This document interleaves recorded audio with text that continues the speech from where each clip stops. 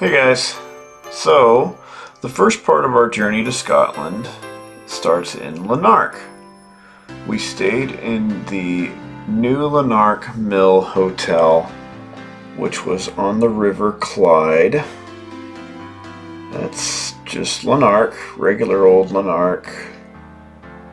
That's a caravan park, which is basically an RV park, but that's not where we stayed. We stayed on the River Clyde in the New Lanark Mill Hotel, which used to be a textile mill. It still has a water wheel that's still connected to a turbine that powers the whole facility. There it is, New Lanark. So you can see the outline of the mill. That's where we stayed. So here we are in the New Lanark Mill Hotel in beautiful Lanark, Scotland. And this is the view we have out of our room.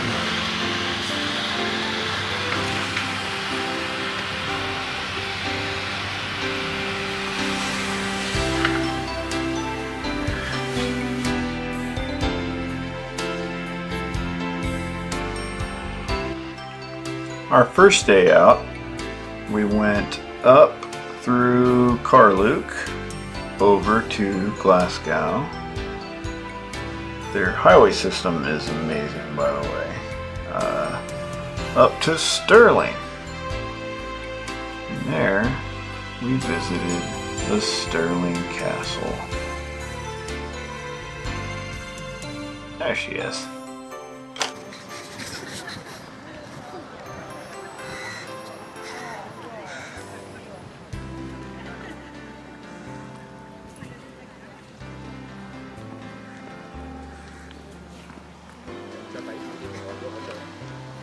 Made it to Stirling Castle. Yeah, we'll go hiking out there.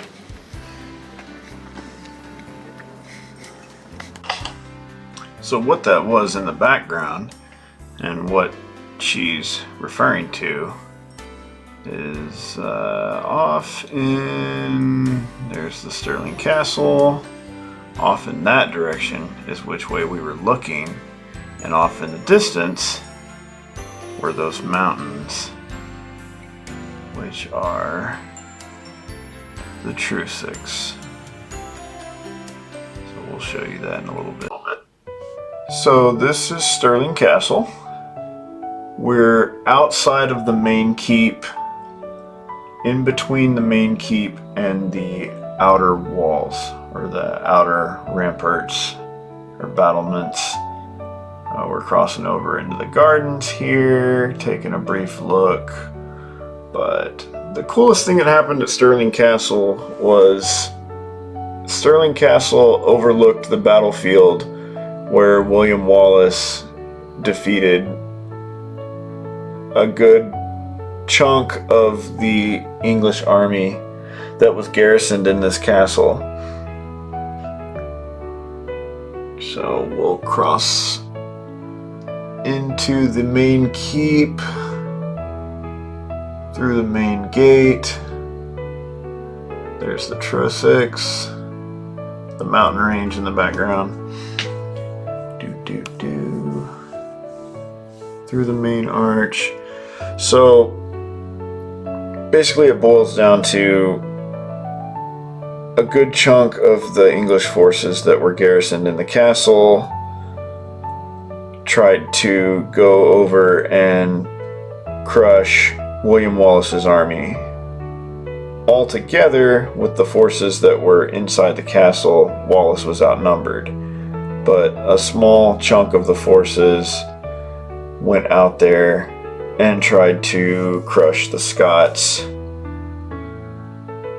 In the process, they had to cross this river that you're about to see.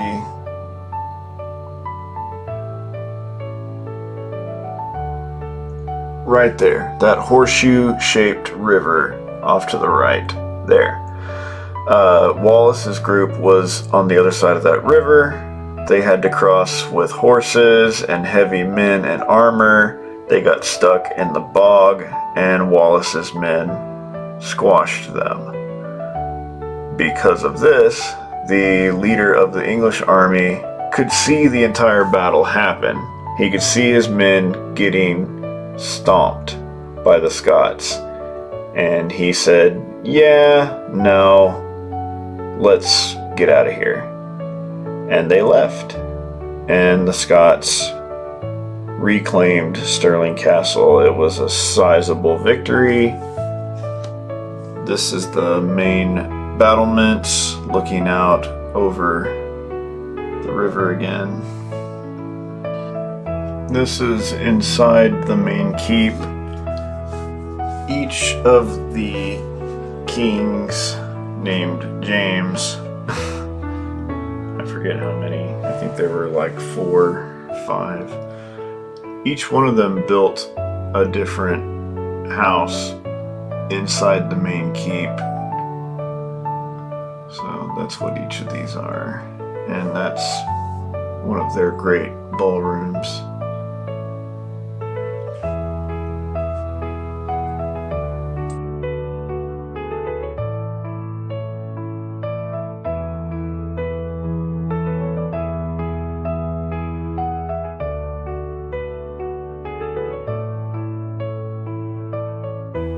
That's the ballroom.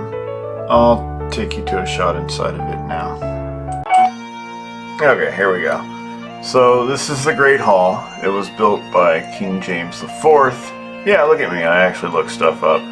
That is a all-wood roof that is made without using a single nail. It's all trees shaved into posts and then nailed together using wooden stakes. This is the chapel. Every good castle has a chapel. That's a great hall. Chapel, most of the kings are going to be Catholic or Protestant, and so you got to have a chapel. That is not the original roof, but that is the original artwork that was painted into the chapel celebrating the Scottish crown. Cool stuff in there.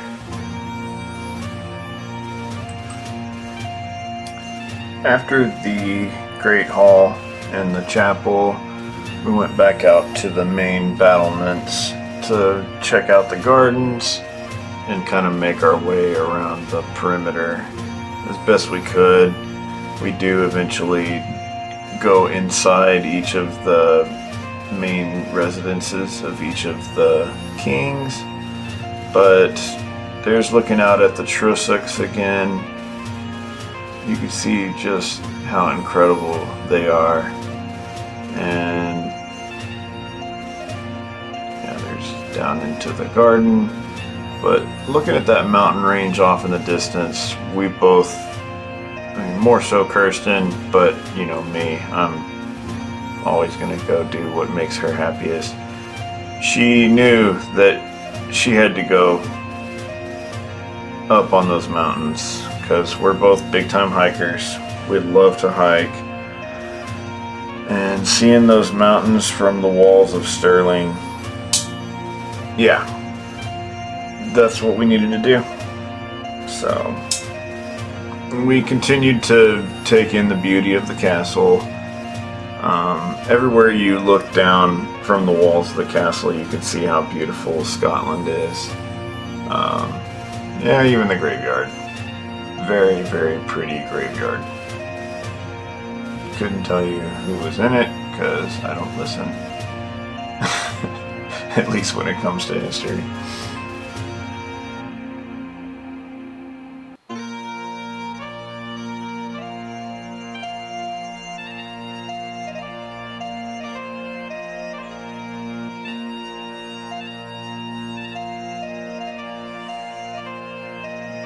I'll fast forward this a little bit.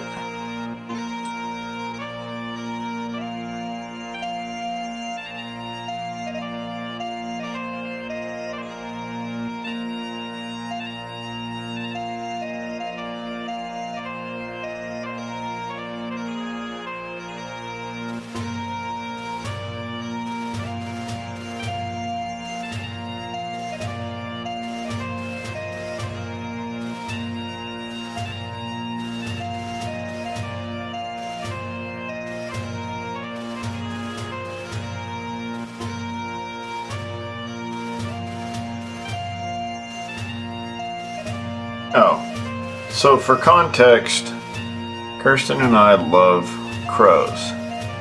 And what we decided we love even more are magpies.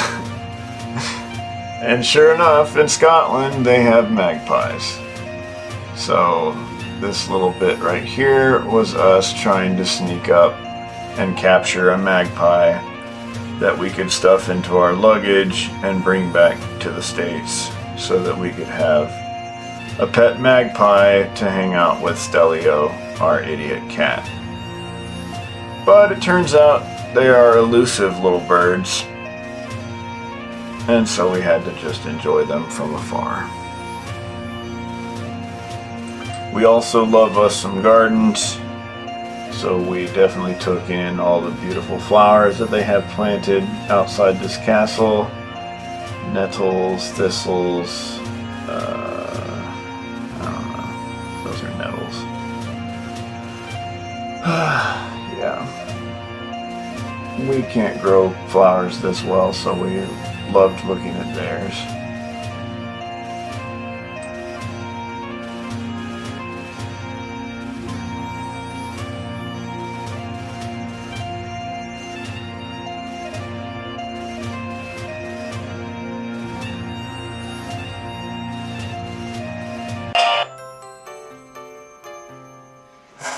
Now we get to go inside the walls.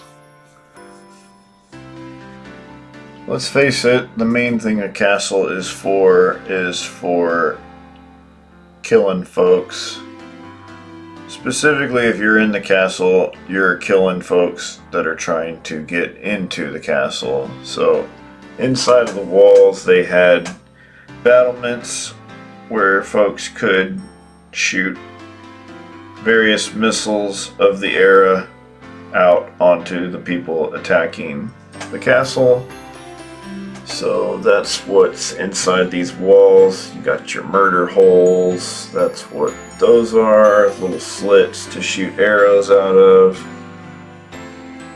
And you can kind of see out over the walls here in a sec if my camera would focus. Yeah, there you go. Actually, that's if people were getting inside the walls, you could shower them with arrows.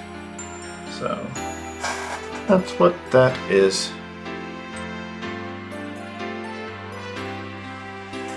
Alright, I'm going to kind of speed this part up. I'm going to go underneath some of the other walls. Apparently, if the castle caught on fire, they used those long hooks to pull down the flammable parts of the walls and stop the castle from burning. That's down to the dungeon. And then there were rooms with stuff in them that I was kind of bored by, but Kirsten thought it was cool. So there's like instruments of the time. Doodly doodly dingly dingly doodly doodly. Plink plink plink. There's a way to get outside the wall.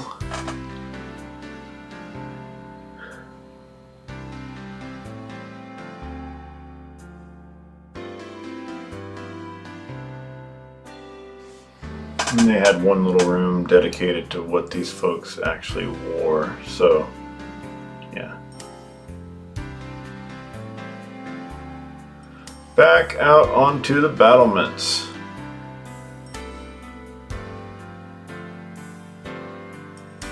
And again, looking out over the trussocks. Not there, but... Oh yeah, they like built that little hill. I think you could see it earlier, but hopefully this thing does a better job than me of describing what exactly that is.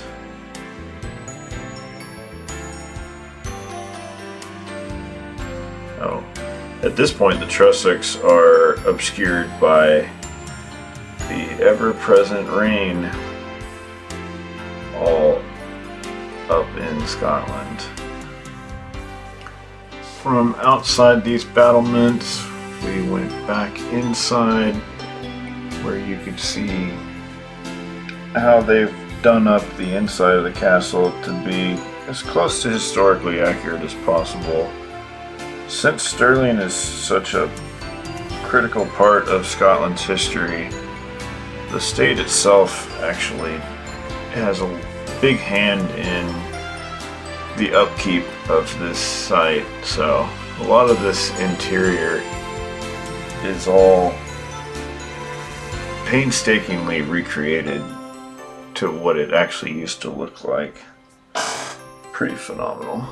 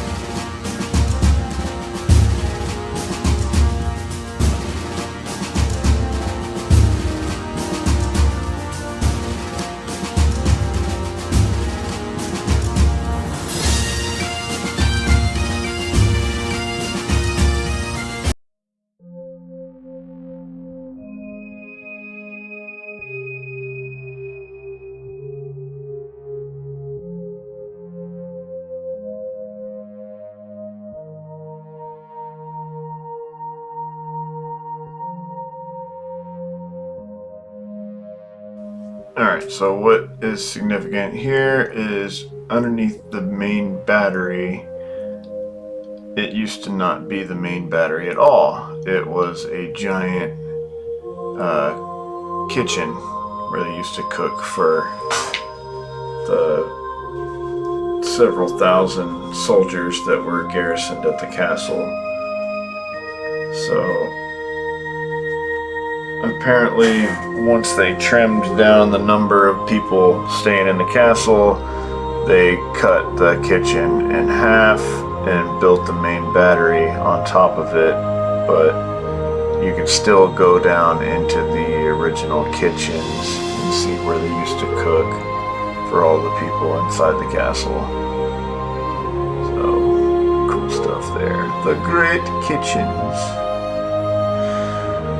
Yeah. If you can crank out enough food for 2,000 people, you know that's one happening kitchen. They got all these replicas of people cooking. They got all the different foods that they actually prepared during those times. Really cool stuff. You can tell I was paying attention when they were talking about food. When they were talking about the replicas of the heads, not so much. Oh, this is the oldest part of the castle, the north gate. And you can really tell that it's old because it looks so much more archaic than the rest of the stuff we've been looking at. I mean, you can tell by how antiquated the stonework is.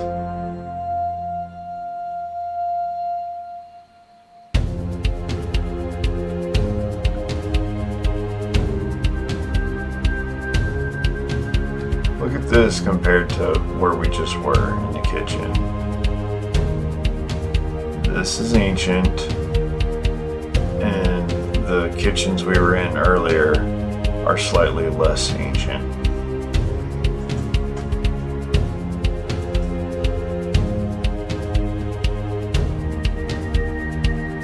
This is the back part of the outer walls. That's a guard shack. I have to go up walls because I love being on top of things. If there's a stairway, I'm going to go up it. If there's a wall that you can be on top of, I'm going to go up it. So yeah.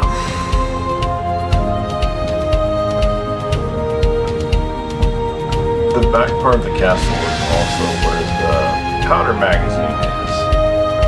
I think I got footage of that.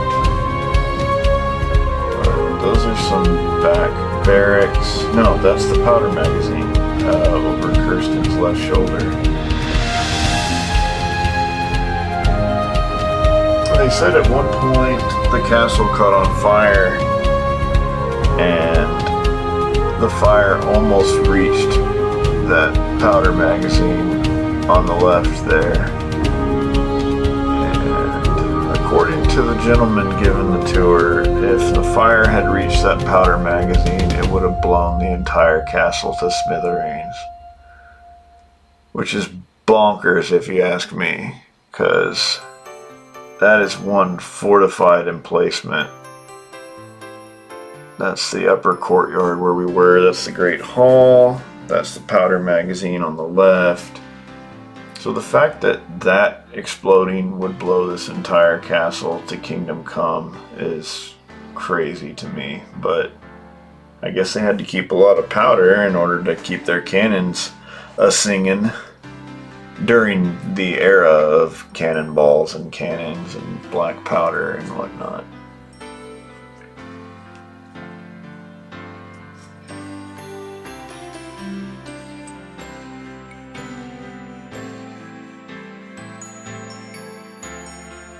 Oh, by the way, that is the Wallace Monument. My next video that I post will be all about that. Because after the Stirling Castle, that's where we went next.